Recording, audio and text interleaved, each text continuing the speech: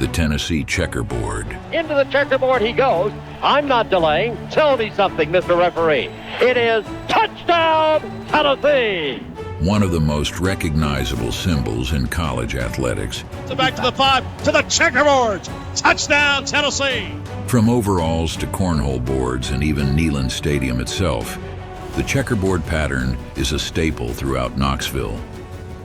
But this simple yet legendary design didn't always grace the end zones of Shields-Watkins Field, or even the university. And surprisingly, the Tennessee Checkerboards have a quite long and turbulent history. So join us as we delve into the fascinating story of how this time-honored tradition took root on Rocky Top. Looks, fires down the middle for Whitten. Whitten's got a touchdown, Tennessee, and the Volunteers win in overtime. And Casey Clausen hits him in stride to the checkerboard.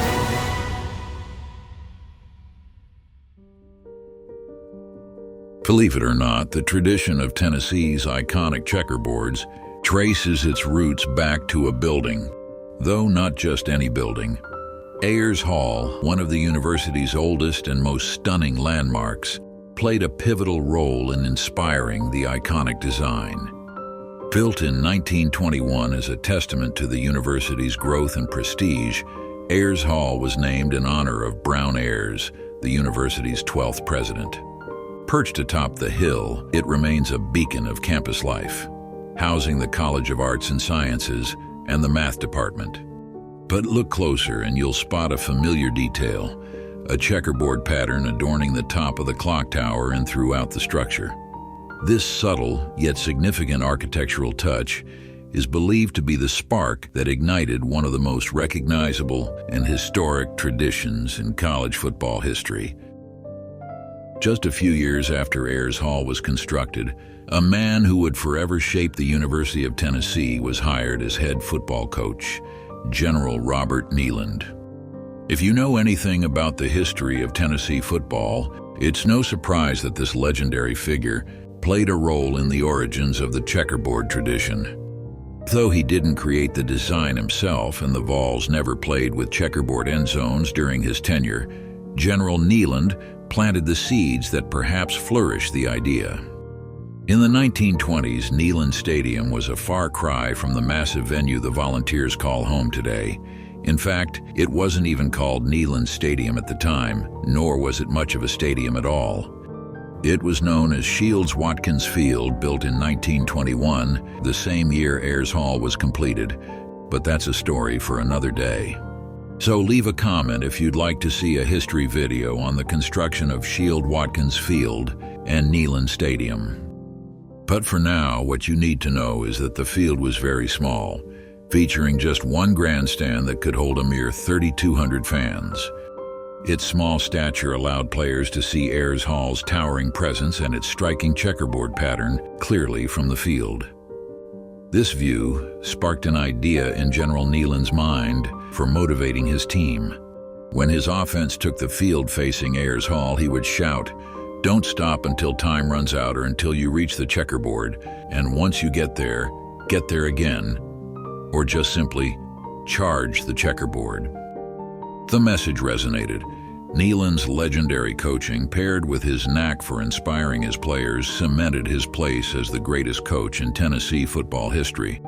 His rallying cries became part of the lore of Tennessee football, and decades later they would inspire another great Vols coach, Dicky, as he sought to restore Tennessee to national prominence. Despite his ties to one of Tennessee's greatest rivals, the Florida Gators, Dicky is remembered as one of the most influential figures in UT history. As head coach and later as an exceptional athletic director, Dicky is credited with revitalizing Tennessee football after the General Neyland era and establishing many of the traditions Knoxville cherishes today. Hired in 1964, Dicky brought a fresh vision to Tennessee football, aiming to energize both the team and its fans. And one afternoon, while flipping through a magazine, inspiration struck.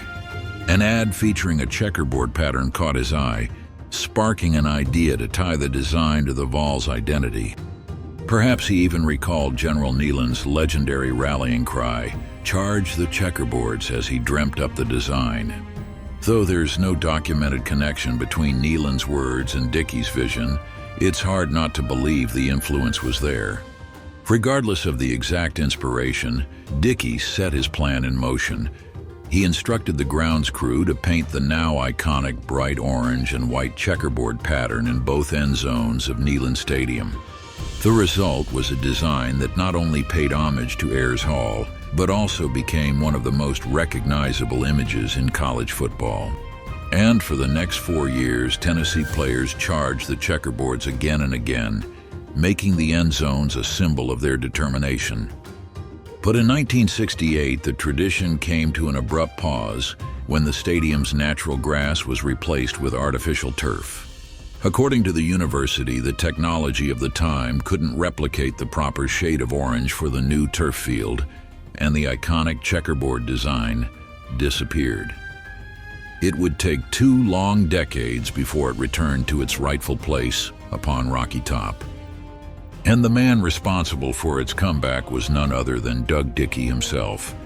After retiring from coaching, Dicky returned to Knoxville in 1985 as the university's athletic director.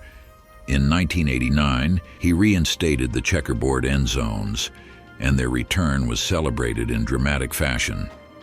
On November 18, 1989, running back Chuck Webb christened the revived design by rushing for a school record 294 yards on 35 carries in a 33-21 victory over Ole Miss. Since then, countless players have charged the checkerboards, and the design has become an icon, representing the heart and soul of Tennessee athletics. And it's not just football. Checkerboards now adorn both ends of the basketball court at Thompson Bowling Arena and can be found in nearly every sports facility on campus. When you see that unmistakable bright orange and white checkerboard pattern, there's no doubt which school it represents. And for Tennessee players, there's only one goal: to charge the checkerboards. And once you get there again and again.